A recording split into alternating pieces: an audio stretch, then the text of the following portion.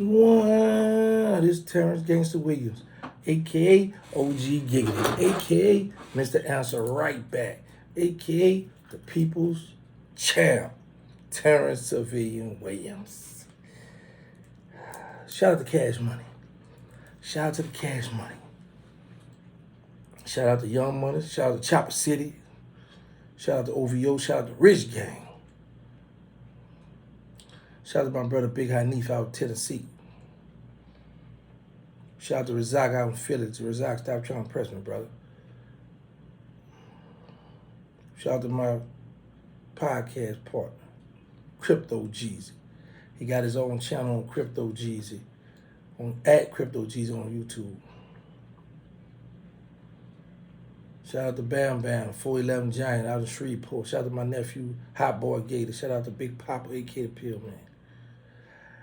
I come here today to set something straight. But most importantly, I got something that I'm going to drop on these guys out to Calliope at the end of this video. So that's what I really want you guys to pay attention to. So they got the little Chopper City uncut little thing going on, and they decided to come mess with OG Giggity. And we know when certain people mess with OG Giggity, we know that's a check. And then plus I'm going to help them out, help them out. But I did a reaction video where you could see who's talking, you can see the scenes. That haven't cleared yet, so what I have to do now is I have to do it like this with the voice thing so you guys can hear it that way. So without further ado, let's see what this young man talking about. Check him out. Yeah, motherfuckers, you heard me? It's just a lifestyle that we've been taught since the 60s. If you do your history, you will see the Calliope has been putting pressure on the city of New Orleans since the 50s. You know, a lot of dudes I heard about, Nick DeBallo and Terrell, Pop,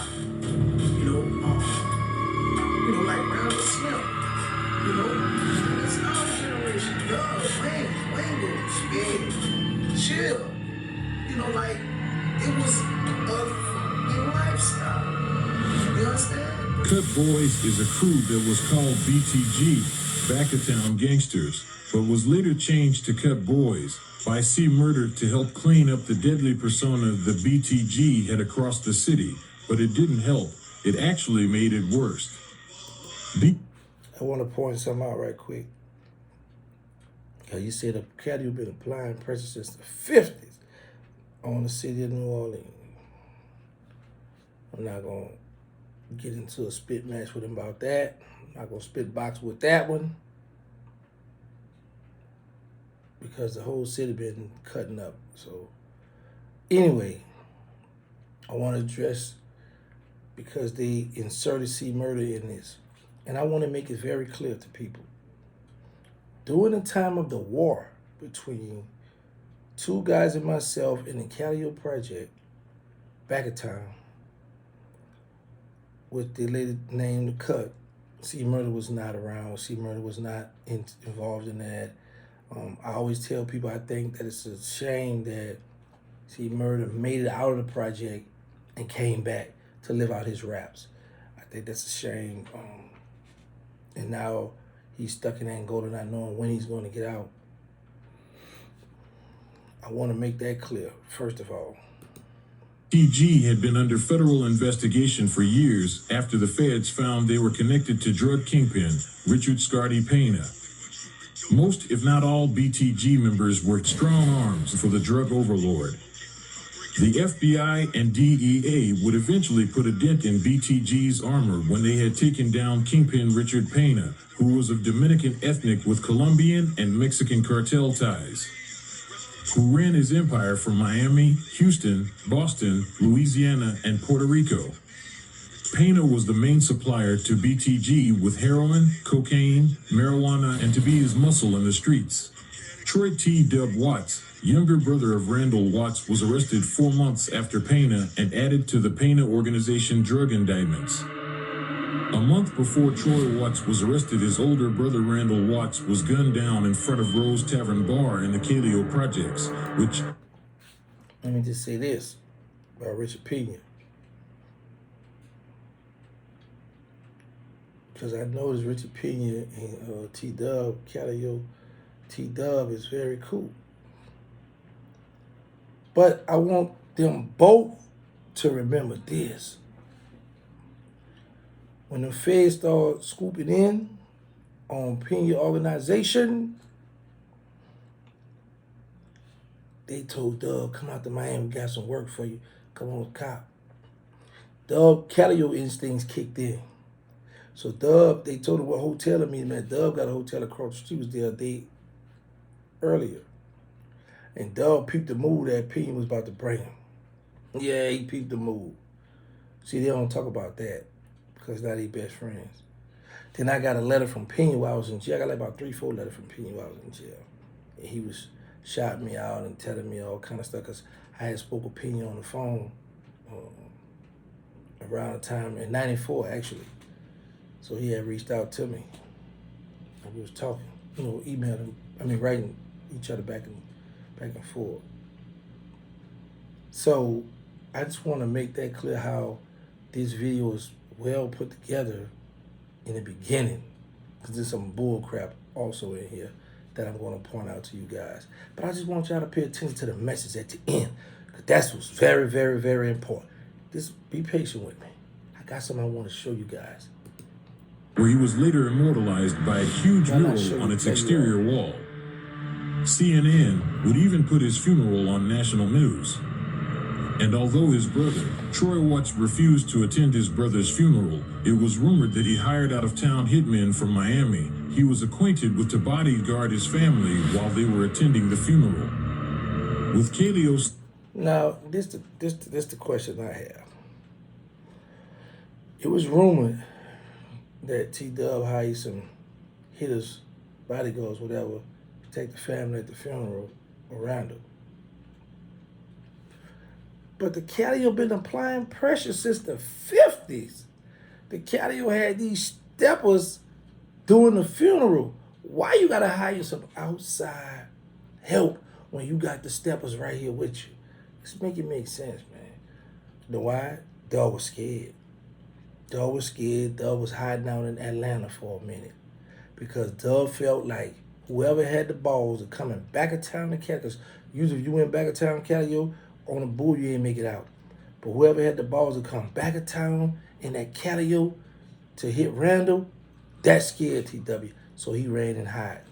He ran and hid in Atlanta for a minute. Now, he did come down. He did come out for the funeral because I saw him. I saw him sitting in the courtyard, Delia courtyard in that second port. I want to say by, but y'all don't know, I ain't going to say her name. But she used to do hair, her brother have a name. Anyway, it's intriguing how these steppers that's been applying pressure, now you running for out-of-town help. Man, what happened to that gangster stuff? Man, come on. But y'all stay tuned. I want to drop a bomb on these Calliope steppers. I got something I want to drop on them. It's just a question. It's just a fun fact that I want to drop on these gangsters at the end. But check me out now. Let's listen to what else they got to say. Gone, and his younger brother behind bars, BTG, took a stumble. But within 1 month of his arrest, Watts and the BTG gang took aim at Gangster and the original Hot Boys, a once friend turned enemy, and younger brother of Cash Money Records, Birdman and Slim, as a suspect in the killing of Randall Watts, along with the St. Bernard Project Hardheads, a longtime rival who they had just squashed a 3-year-long battle. No one ever claimed responsibility for the killing of Randall Calliope Slim Watts to this day. New Orleans Police Department had been put on high alert for they knew BTG was going to seek retribution for their fallen gang member. In June of 1997, Terrancegangstawilliams' mother was shot up outside her home while sitting in the driver's seat of one of Gangster's cars, and only 2 days later his brother was shot up while riding in Gangster's Infiniti QX4. The violence had to stop, wrote New Orleans Police Superintendent Richard Pena. That's some more cap. it was my mother's car. Was up in the driveway. She was sitting in the back seat. My little brother was in the front seat waiting to back out, and his homeboy was on the sidewalk. The Calliope thought that was my little brother on the sidewalk. They opened fire on my little brother's homeboy. And when they opened fire on him, what happened was the bullet went through the trunk, the back of the car, through the trunk, went through the back seat, and hit my mother's back hip. But I've told videos about that already. So what I'm noticing now, what these guys are doing, they are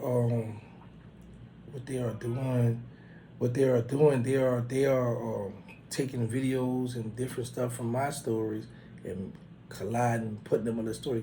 But the crazy part about it, in this story they put together, because it's like a nice little documentary put together, but the problem is they don't have the timing right. It's a lot of cap going on in here. But I'm here to point it out with this capping they doing. To the FBI and DEA agents in a 5-page letter to Washington, Pennington had advised the FBI and DEA that they needed to find a way to get Watts off the streets in order to end the bloodshed in his city. Hello? The feds had admitted that none of their witnesses wanted to flip against the drug kingpin Richard Pena as long as Watts was free, believing that the relationship Pena and Watts had, the drug lord would only have to get word to Watts to silence a witness or their families, and those orders would be followed. It took 4 more months before they would actually charge him. Until then, the battle raged on. Till this day, no one knows the real reason the Cut Boys and the Hot Boys had a falling out. Was it Yellow Boy of UNLV? Yellow Boy and T-Dub were close friends, even before Yellow Boy was a rapper signed to Cash Money's label. Even on the song, Melf Mac Calliope from UNLV's album, Yellow Boy recounts a situation he had because of girl he was messing with. Jealous boyfriend tried to kill him. Yella ended up ganging up with Watts to retaliate against his would-be attacker. Firehouse subs, hook and ladder jingle, take 1. Hook and ladder, hook and ladder. That's a commercial they got. I know they got to get their money. All right, let's get back to it. Died, he would call on his childhood friend once again, this time not for drama. Yellow Boy wanted to sign to Master P's No Limit Records. This was before Soldier Slim, Mystical, or Snoop had migrated over to No Limit Records. Watts, acting as his manager, did speak to Master P on Yellow Boy's behalf and was in negotiations for a deal with Master P when on April 5th, 1997, Yellow Boy was shot and killed uptown. Rumors quickly spread around town as to the reason, including alleged insurrection and unpaid royalties from Cash Money. But his label, They got this little music bumping in the background, so that's why I turned it down. But if y'all want to listen to the whole video that they put together, it's Inside Source TV. They got Yafet talking right now from UNLV. You know what I'm saying? We really had street time and stuff like that. But Yella, during the time that when he was murdered, we heard that he was beefing with several different people. You know, just to clear the air, to let them know what I know for a fact. You know, after after Yella shot up Baby House and car, whatever, you know, that shit was basically squashed, bro. You know, everybody talked, you know, them dudes actually sat down and talked about that. Baby made it right with the paper or whatever, you know what I'm saying, with the money. He made it right because Yella shot his house up because he was supposed to get a royalty check that day. Well, we got our royalty check. Yella wasn't with us. So Baby, before he didn't want to release it with us, he told us he would give it to Yella. You know, Yella, he just flashed, you know what I mean? But like I said, he talked about that afterwards. So we really feel like they didn't have nothing to do with or it. was there something more sinister and deeper to their fallout? Dude named Nate. He was from the St. Thomas Project. He had ties to Calliope through Levi, who was BTG. He was a Calliope dude all day. Well, Nate had a dope shop on Phillip and Clara, and the Hot Boys was the niggas who was running the shop for him. Let me stop him right there. the Hot Boys did not run a shop for Nathan or Philip and Clara. The only person from out the Hot Boy family that was hustling on Philip and Clara was Big G. Big G is deceased now. Sterling was hanging around there, not hanging around, but Sterling put some work in. To my understanding, I was incarcerated at the time for Nate. But Philip and Clara had their own steppers that hustled on around there. Actually, I had a female out the mouth, Shorty, and Thais that I used to get to work from Gertown and drop it off on them, and I kept it moving. So them people had their own hood on lock. Hot Boys didn't have them people hood on lock. That's Cal. Some kind of way, one of the Hot Boys shot Levi by accident doing a jack plate went wrong or something. I mean, that was the rumor anyway. Calliope niggas ain't like that. They ain't like that somebody from the Magnolia had done killed their partner, even if it was accident or not. At the end of the day, they blame Nate for it. Then, a little while after, the Hot Boys had a mentor named Lester Duplessis. And just so happened, he ended up getting killed. And Lester Duplessis and Calliope Slim were jam tight. They was partners. Yeah, I mean, they was hanging together every day.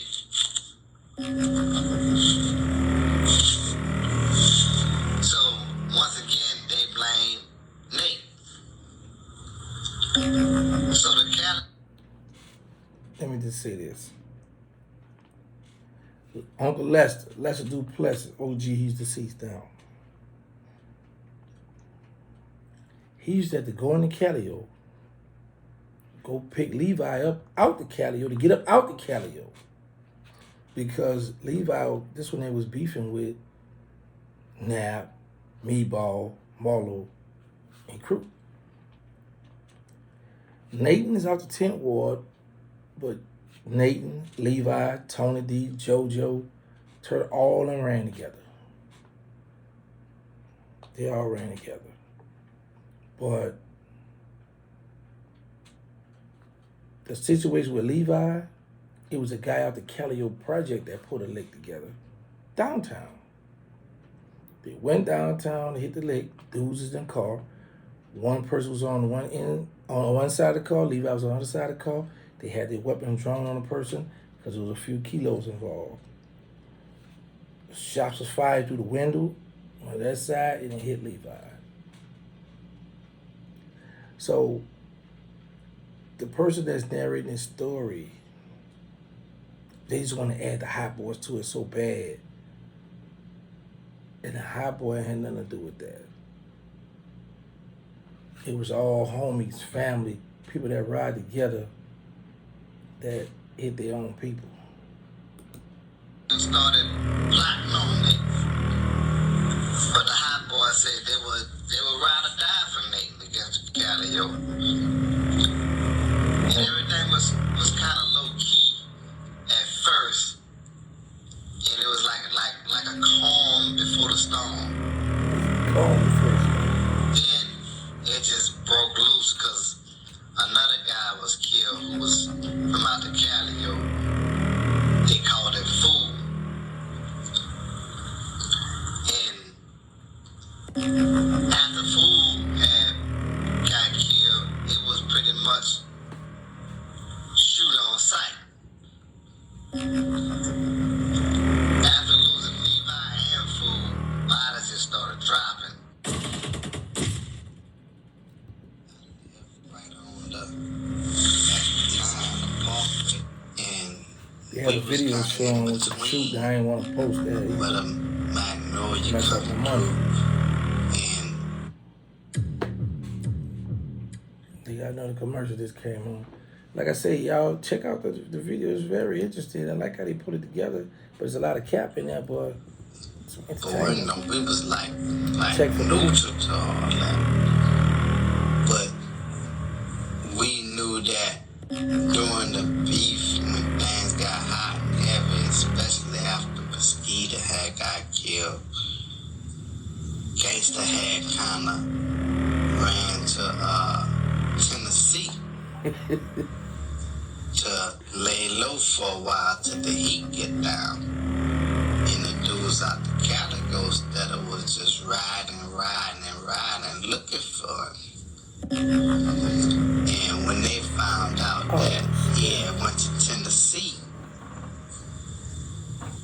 they shot his mama and his brother.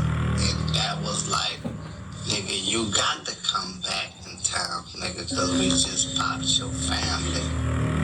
So it was pretty much whatever at that time.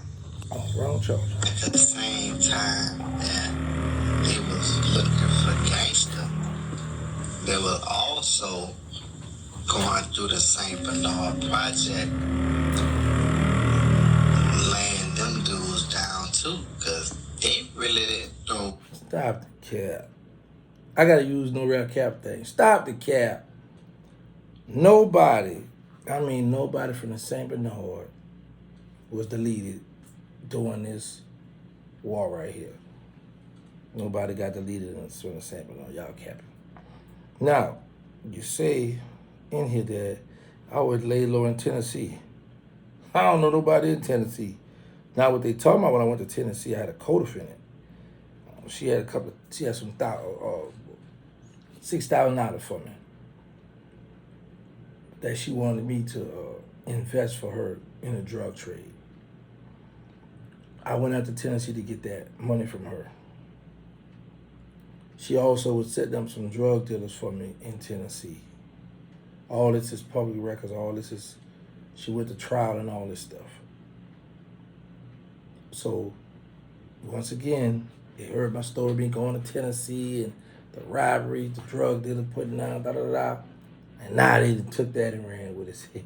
Because if you all remember the story I told, I was in Des Moines, I was going in the club when my mother got shot. So this story here, like I said, y'all check out the video. They put this joke together. They got a nice little, but they capping, doing a lot of lying. But I always tell y'all, the internet love lies. I guess it got to the point where they just running out of stories, or they just like, man, we gotta come up with something. We gotta see if OGK is gonna respond to us, help us out. Yeah, I'm gonna respond because this is some Calliope stuff. My channel like to hear the Calliope stories and Magnolia stories, so I gotta check too. So of course, good looking out, y'all. But don't lie, man. Y'all ain't gonna step to that St. Bernard. Now don't get it twisted. They was down there. They didn't roll. Once they squashed the beef, when they boss man made them squash the beef with the St. Bernard, they caught Emil slipping early one morning at a red light, cut loose on him, but he got away. But other than that, they ain't dropped nobody in that Bernard. Bodies wasn't dropping. Well, the person was from who had killed Randall Watts. So they pretty much was just had 2-3 targets at the same time. And if you know the Calliope dudes, it's like a lot of them dudes and all of them killers. I mean, they all don't hang together all the time, but all. So I got a question. So all them hitters, which they are all hitters. Why did T-Dub hire some out-of-town hitmen for the funeral when you got a bunch of hitters that's at the funeral that's holding it down? Make it make sense now. Them dudes was like known for. Or is it that the fight was taken out to Calliope when Slim was killed, when Randall Watts was killed. Was the fight taken out the yo where they was like, man, hold on, get some reinforcement.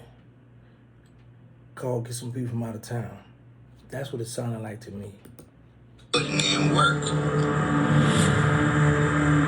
FBI agent Michael Timko, who was agent in charge of the Richard Pena organization's case, had received credible information from a paid informant that on July 4th, 1997, the Calliope was plotting to ambush the entire Cash Money Record roster at the 1108 Canal Street concert venue, where Cash Money Records was throwing a 4th of July celebration concert. The Calliope knew that Baby from Cash Money was harboring Terrancegangstawilliams, and it was an attempt to get Gangster to come out of hiding. Members of Calliope BTG gang were followed by DEA agent. Let me just ask y'all this. Anybody with sense? Common sense is free. All you gotta do is use it. Them people just said that the Calliope was planning. Now, I would say this, because once again, they heard me talk about being at 11 or, going to the concert or being Cash Money, But for them to say Birdman was hide me at a concert, well, here's my thing. If you're going to hide somebody, if you want to protect them, you're going to hide them out of town, hide them in the hotel. You're not going to bring them to a place of business where your artist at, where you about to, everything that you got invested in and stuff now going down the drain, because you taking a chance of, if these hitters after me, you like, come on, I'm going to hide in the concert. Come on, be with me. I got you. I'm going to protect you, let them rap, and then we're going to go get on the, come on, man. It's tough. I want you youngsters to pay attention to these old gangsters, man. This bull crap they coming with now. Because I don't see some people that's on the come up doing something positive now, trying to get out the ghetto, trying to lead the drug game along to do the music, gonna take me, knowing that it's beef, and say, come on, and hide me, and then to bring me out to take. But like I said, y'all can check out the video though. Cause they got stunned in that thing. They doing their thing. Now they put this video together now. To the gun show in Kenner, Louisiana, only a day before the concert, where they were flashing large sums of cash and buying crates of ammunition. One salesman told DEA that those guys just bought $15,000 worth of guns and bullets, mostly 223 assault rifles and at least one silencer for a Mac 11 pistol. The FBI are obligated by law to inform any civilian of imminent danger to their well-being before the act occurs. Calls to Cash Money Records office weren't answered by FBI and DEA. They had no choice but to arrest Troy T. Dub Watts to prevent a mass shooting and possible multiple murders. Watts was arrested on July 4th, 1997, only hours before the concert would commence. Watts was charged with conspiracy to possess cocaine, first-degree murder on a federal witness, and attempt murder on Terrancegangstawilliams' mother. The feds wanted to bring down the whole Calliope when they picked up T-Dub. But he kept it 100 and didn't bring down the yo with him. All the homies was safe. But the Calliope was feeling it, because they ain't had no more blood. So they started doing the wild things back to where they were originally was doing. Jacking niggas, snatching niggas, smacking niggas. It just was like, fuck it. Get it how you live. And somewhere along the line, see, Murder must have got word. And he came back to the project and kind of bought that money factor back in it. And it was good. A lot of people out the city not gonna wanna admit it. But nobody ain't gonna go back down to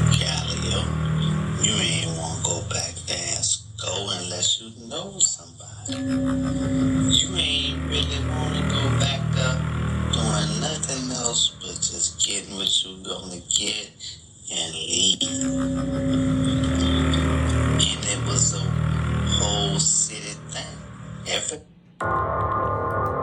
That's enough of that because my battery going dead, y'all. This is what I want to drop on the Calliope. The Calliope Inside Source TV. Y'all put together all these lies coming for OG Giggity, talking about I was ducking and hiding, and y'all shot my mother for me to come out of hiding, and baby was hiding me and all this old stuff here. But what I find interesting is a bunch of steppers like you guys are go buy all this ammunition for one man. Well, it was three of us. Then you guys hire people from out of town to protect y'all. So from killers hiring killers, this stuff, you can't make this stuff up. But these are guys that have been applying pressure for years. So what happened now is with the pressure, they say pressure busts pipes though. But with the pressure was now, it was like the hunter becoming the hunted. But the most important thing, what I want to drop on you guys, first let me close out because my battery going. So y'all know my motto said, don't drill, start to put the guns down. Make sure y'all can test for HIV and AIDS because y'all need to know y'all status. We got the nonprofit, they need us, the Instagram, they need us, Third War, the movie, them boys at war, the reality show, Survive Without Birdman. And what I want to drop on the Calliope, the whole Third War, check this out. Now we going back and forth with the Magnolia and Calliope with this war, this beat that went on, right? But at the end of the day, downtown, 7th Ward, St. Bernard, they won. And you want to know why I say they won? Because they stepped on 3 big dogs from uptown. The St. Bernard stepped on 3 big dogs from uptown, and ain't nobody rolled behind that.